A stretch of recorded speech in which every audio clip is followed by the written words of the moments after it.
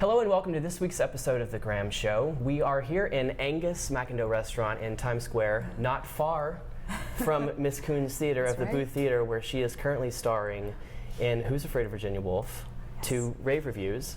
Welcome to The Graham Show. Thank you so much. Thanks for having me. What has been the most inspiring aspect of this journey for you? First of all, in Chicago, all actors aspire to be on the main stage at Steppenwolf Theater. So that was the first thing that was so exhilarating. The process was sort of long. I had 3 auditions, and so the first thing that was inspiring was just getting there and finally getting my role on the Steppenwolf main stage. And then to then realize it was going to Broadway was just, ridiculous. It was kind of ridiculous. You don't really dream that stuff for yourself. What do you remember from those first couple of days of rehearsal? Tracy and I almost ran into each other in a doorway. And he looked up and he looked at me and he said, "I'm really glad you're here." And I was like, "What? Oh yeah. Like, I have this job. Yeah. Nobody can take this job away and from me." And I read that they were in the audition room, so they were familiar. Yeah, we had met them. Sure.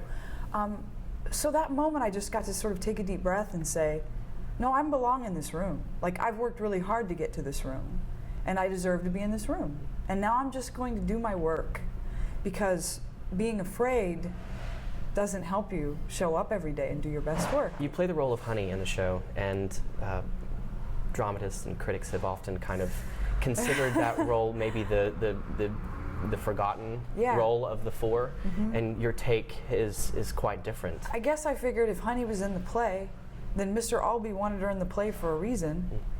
And so I didn't set out to make the role more significant in any way. I set out asking, what does she want, and what is she going to do to get it, and looking at the circumstances of the play, and feeling, falling in love with her and being compassionate for her isolation and her loneliness and her particular brand of maybe not being able to fit in.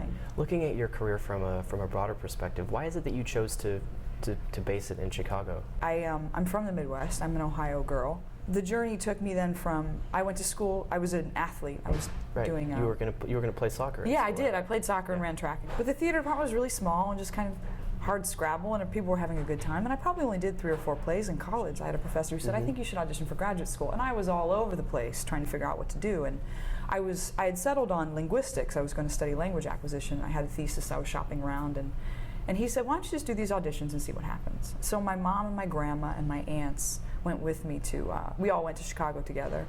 And they were, drinking martinis in the Palmer House while I was upstairs trying to get into grad school. And they're like, how'd it go?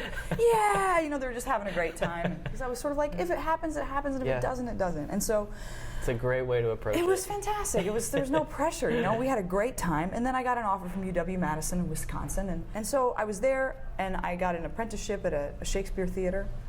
The American Players Theater in Spring Green, Wisconsin, which is a fantastic place, an 1,100-seat house. And a lot of the directors I met were working in Chicago, and so it just made sense for me to transition into that city. And it's easy to live there. It's a great city. I want to finish by asking if there's been any particular person or instance in your life in general, or in your career, that has had a lasting impression. I did get a wonderful piece of advice from Andre DeShields, who's a great song and dance man, a wonderful performer. One of the first things he said to me was, what you have to learn is other people's blessings. I said, what do you mean? And he said, well, there will be a lot of opportunities, and they're going to come and go, and you're not going to get them always. And what you have to remember is that was somebody else's blessing. That wasn't yours. That was their turn. And yours is coming, and it's going to be the right thing at the right time, and it's going to be exactly what you need. But you got to let that one go, because that wasn't yours. You need to save your energy for the things that are important, for your work and for the people, for the work you get to do, and the people you meet, and for cultivating other interests in your life so that your life is very full and not just all about whether or not you get this job. Yeah. And so I think that piece of advice is really all-encompassing in that way. It's just be generous and be genuinely happy for other people when they get something. And then maybe they'll be genuinely happy for you when you get yours. And what a great thing to know at the the early stages of your career, rather than learning that years later.